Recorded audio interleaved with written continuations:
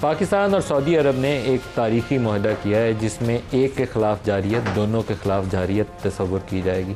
جب سے اس علاقے کی صورتحال خراب ہوئی مڈل ایسٹ کی، اور خاص طور پر یہ جو ریسنٹ اگریشن تھا اسرائیل کا ایران کے خلاف اور پھر دوحہ کے اوپر جو اس نے حملہ کیا، اس کے بعد ایک چیز بہت واضح تھی کہ اسرائیل سے تمام مسلم دنیا کو خطرہ ہے، اور امریکہ نے جو تمام دنیا میں ڈھیروں جگہوں پہ اس کے فوجی اڈے موجود ہیں، وہ کسی بھی مسلم ملک کی حفاظت کے لیے نہیں آئے گا۔ قطر کی جس بیس سے اڑ کر اسرائیلی جہازوں کی ری فیولنگ کی گئی، اسی بیس کے اوپر امریکہ بیٹھا ہوا ہے، اسی بیس کے اوپر قطر کے بھی ہوائی جہاز کھڑے ہیں، لیکن قطر کے اندر انہی کو حماس کو اٹیک کیا گیا جن کو دعوت دے کر امریکی درخواست کے اوپر قطر نے ان کو دعوت دے کر بات چیت کے لیے بلوایا تھا۔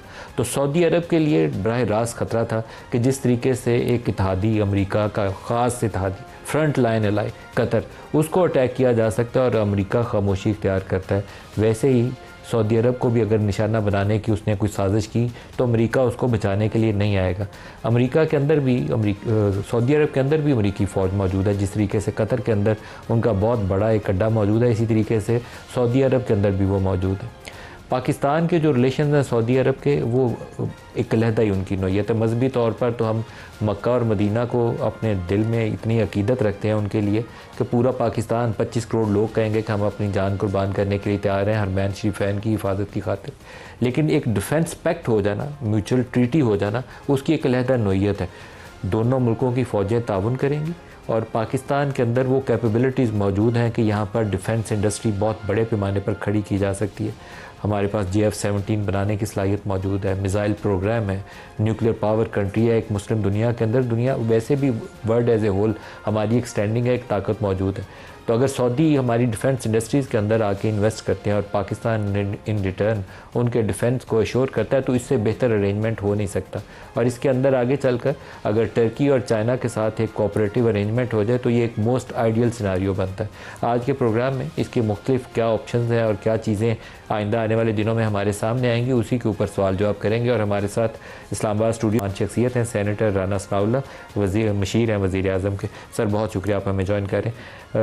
اس کے علاوہ اعزاز چودھری صاحب پاکستان کے سابق سیکرٹری خارجہ ہمارے ساتھ ہیں۔ اعزاز صاحب آپ کو بھی پروگرام میں خوش آمدید کہتا ہوں۔ جنرل طارق رشید معروف ڈیفنس اینالسٹ ہیں، پروگرام میں آگے چلیں گے تو وہ بھی ہمارے ساتھ ہوں گے۔ اعزاز صاحب آپ فرمائیے گا کتنا سگنیفیکنٹ ہے سعودی عرب اور پاکستان کا دفاعی معاہدہ؟ بہت سگنیفیکنٹ ہے صاحب، آپ نے خود جو ابتدائیہ میں باتیں کی ہیں میں ان سے 100% اتفاق کرتا ہوں۔ پاکستان اور سعودی عرب کے درمیان تعاون ہمیشہ ہی غیر معمولی رہا، لیکن میں سمجھتا ہوں کہ اس سطح کا تعاون تو ہم نے پہلے نہیں دیکھا تھا، اور ایک لحاظ سے یہ جو 2025 میں ہوا یہ اس کا محرک بنا دونوں طرف۔ ایک طرف تو مئی 2025 میں پاکستان نے اپنی کریڈیبلٹی ثابت کی کہ یہ ایک وہ ملک ہے جو اپنا دفاع کرنا جانتا ہے، جو اپنے سے کئی گنا بڑے ملک کے خلاف، اور وہ ملک جو اسرائیل کے ساتھ بھی جڑا ہوا ہے اس کے خلاف اپنا دفاع کر سکتا ہے۔ دوسری طرف سعودی عرب کو بھی یہ تشویش لاحق ہے کہ جو نقشہ نیتن یاہو صاحب لیے پھرتے ہیں اور کارنل یونیورسٹی اور ادھر ادھر سے چھاپے گئے ہیں، وہاں پہ مدینہ شریف بھی اس نقشے کے اندر انہوں نے شامل کیا ہوا ہے۔ تو چنانچہ سعودی عرب میں یہ تشویش ہے، اور قطر کے حملے کے بعد تو کوئی شک ہی نہیں رہ گیا تھا سعودی عرب میں، تو گویا ایک ون ون کی آپشن نکلی۔ میں سمجھتا ہوں کہ ہمیں اکثر کہا جاتا تھا کہ آپ کی فارن پالیسی بڑی ری ایکٹیو ہے، صرف رد عمل کرتی ہے۔ اب پرو ایکٹیولی اگر ہمارے لوگوں نے سوچا ہے تو میں ان کو داد بھی دینا چاہتا ہوں، کیونکہ میں سمجھتا ہوں کہ کوئی نہ کوئی ایکشن آپ کو لینا چاہیے تھا اپنی اسٹریٹجک ڈیپتھ بڑھانے کے لیے، اپنی جو اسپیس کریٹ کرنے کے لیے، اور ہندوستان جو بڑے عرصے سے کوشش کر رہا تھا کہ آپ کو آئسولیٹ کرے۔ میرے خیال میں اس وقت دلی میں بہت ہی غور و فکر ہو رہا ہوگا کہ یہ ہوا کیا ہے ہمارے ساتھ۔ پہلے امریکہ نے ہمیں تنگ کیا، اور اب پاکستان کو سعودی عرب نے دے دیا، اور سعودی عرب کے بارے میں تو ان کو یہ شک پڑ گیا تھا۔ یاد ہے جب مودی صاحب گئے تھے تو ان کو بھی بڑا جہازوں کا ویلکم ملا تھا، تو ان کا خیال تھا کہ اب یہ ہمارا بڑا پکا قسم کا پارٹنر بن گیا ہے، لیکن وہ یقیناً حیرت میں گم ہوں گے۔ اور ان کو ویسے حیرت ہونی نہیں چاہیے، کیونکہ جو جنگ ہوئی تھی 12 روزہ جنگ جو ایران کے ساتھ ہوئی تھی اسرائیل کی، اس میں یعنی ایران کے ساتھ تو بالکل نہیں کھڑا ہوا تھا نا انڈیا تو اسرائیل کے ساتھ جڑا ہوا تھا. گویا اگر اسرائیل یہاں پہ گلف ریاستوں میں کچھ کرتا ہے تو بھی ہندوستان اسرائیل کے ساتھ کھڑا ہوگا. تو چنانچہ میں سمجھتا ہوں کہ ایک ون ون بنی ہے ان کے لیے بھی ہمارے لیے بھی. اور آپ نے صحیح کہا کہ یہ اس کا دائرہ پھیل بھی سکتا ہے, گلف کی دوسری ریاستیں بھی شاید چاہیں گی کہ اس قسم کا یہ ارینجمنٹ ہو. اور پاکستان کے پاس جو دفاعی صلاحیت کو استعمال کرنے کی کیپیبلٹیز ہیں وہ ایک اچھا ون ون دونوں ملکوں کے لیے ہوگا. جی بالکل صحیح کہا. اچھا ہمارے پاس ایک تصویر ہے, جب یہ پروڈیوسر صاحب وہ ڈالیے گا, جب وہ دونوں اپنے وفود کا تعارف کروا رہے ہیں تو محمد بن سلمان جب وہ آرمی چیف کے پاس آئے ہیں تو آرمی چیف نے ایک فوجی انداز میں ان کو سلام کیا, تو لیکن جواب میں جو ایم بی ایس کا جواب ہے وہ بھی اسی انداز کا ہے. تو یہ بہت ہی ایک سگنیفیکنٹ جیسچر ہے. وہاں بادشاہ سلامت ہیں, یہ ذہن میں رکھیے گا کہ وہاں پہ جو طریقہ کار ہے یہ دیکھیے گا, یہ تصویر اس وقت اسکرین کے اوپر ہے. تو دیٹ شوز کہ کتنی امپورٹنس پاکستان کو اس ڈیفنس ڈیل کے حوالے سے دی گئی اور کیا توقعات جڑی ہوئی ہیں پاکستان کے ساتھ. رانا ثناء اللہ صاحب, میں نے آپ کو تصویر بھی دکھائی اور آپ ہی سے جاننا چاہوں گا, پرائم منسٹر سے تو جب بھی ڈالی ہے انہوں نے, لیکن جنرل صاحب کو, جنرل صاحب نے بھی سلوٹ کیا تو انہوں نے بھی جنرل صاحب کو سلوٹ کیا. دیٹ شوز کہ وہ کیا انہوں نے اہمیت دی ہے پاکستان کو. دیکھیں, یہ جو معاہدہ کل ہوا ہے یہ عالم اسلام کا سینکڑوں سال کا یہ خواب تھا, کئی سو سال کا, اور مسلم امہ کی یہ امید تھی, حسرت تھی. اور وہ جس طرح سے کہتے ہیں نا کہ نرگس ہزاروں سال اپنی بے نوری پہ روتی ہے, بڑی مشکل سے ہوتا ہے چمن میں دیدہ بھر پیدا. یہ دیدہ بھر لوگ ہیں جنہوں نے یہ موقع جو ہے یہ اس کو کیپچر کیا ہے, دونوں طرف سے, سعودی عرب کی طرف سے بھی اور پاکستان کی طرف سے بھی. اور یہ اس عالم اسلام کے اتحاد کی بنیاد ہے جس کے متعلق رسول پاک صلی اللہ علیہ وسلم نے فرمایا تھا کہ مسلمان جو ہیں وہ ایک جسم کی مانند ہے. ایک جسم کے کسی ایک حصے, چھوٹے سے چھوٹے حصے کو بھی تکلیف پہنچے تو پورا جسم جو ہے وہ تڑپ جاتا ہے.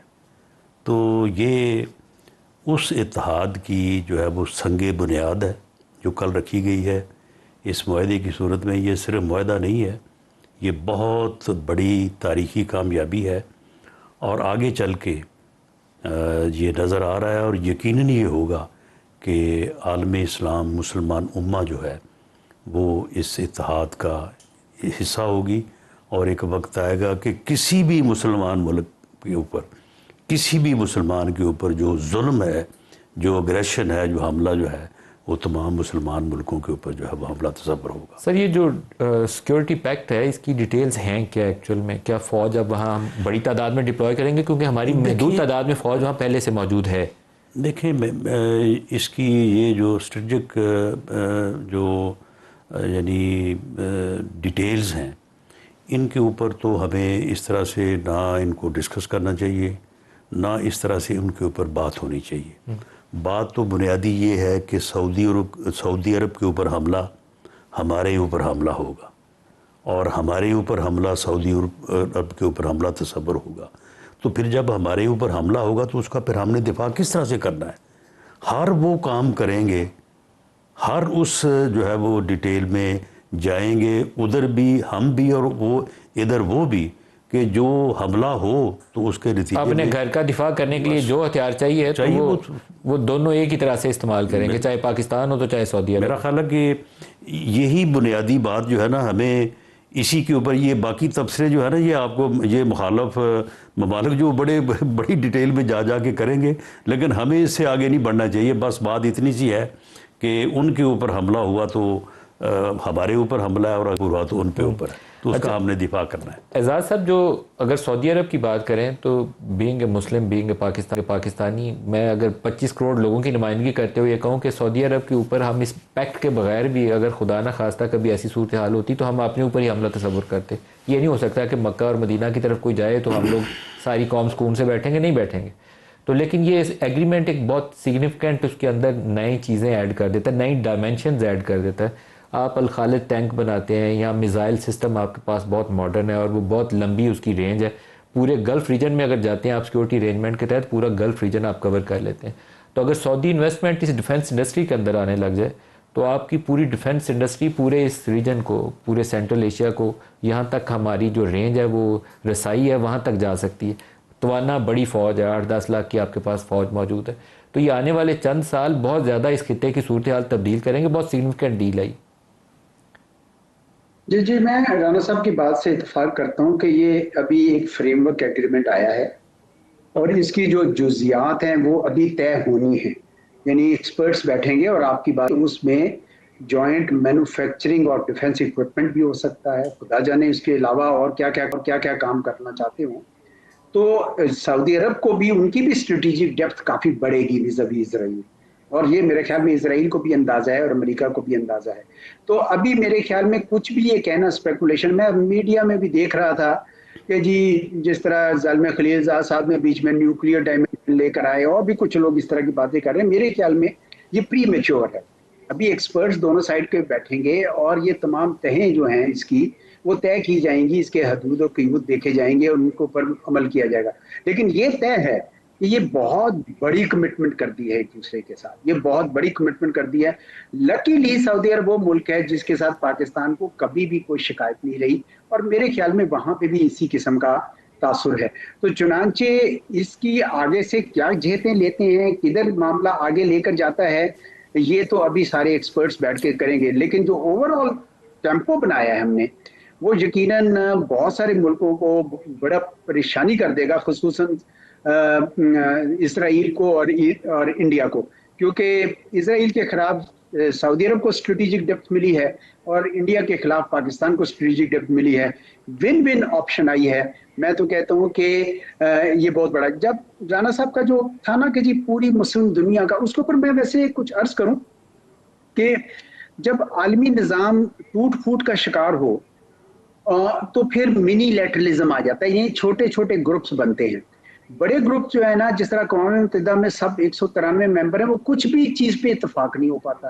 اسی طریقے سے ابھی چند دن پہلے مسلم ورلڈ ساری ملی، پتہ نہیں کتنے 40+ کتنے ملے تھے، کچھ بھی نہیں مان سکے، کسی چیز پہ بھی نہیں کر سکے. یہ جو چھوٹے چھوٹے گروپس میں سب کچھ جو بھی ہوگا سو ہوگا. تو میں سمجھتا ہوں کہ یہ جو معاہدہ ہے یہ زیادہ سے زیادہ اس کی گلف کی ریاستیں اس میں آئیں گی، اور شاید کوئی کولیبوریٹو ارینجمنٹ چائنا اور ٹرکی کے ساتھ. آپ نے بھی ابتدائی، میں مانتا ہوں اس بات کو. اس سے زیادہ میں بڑا نہیں دیکھ رہا اس کو، کیونکہ جب زیادہ بڑا کریں گے نا آپ کو تو اس کی افادیت ختم ہو جائے گی. تو اس وجہ سے میں نہیں سمجھتا ہوں کہ ہمیں اس طرف جانا ہے. جی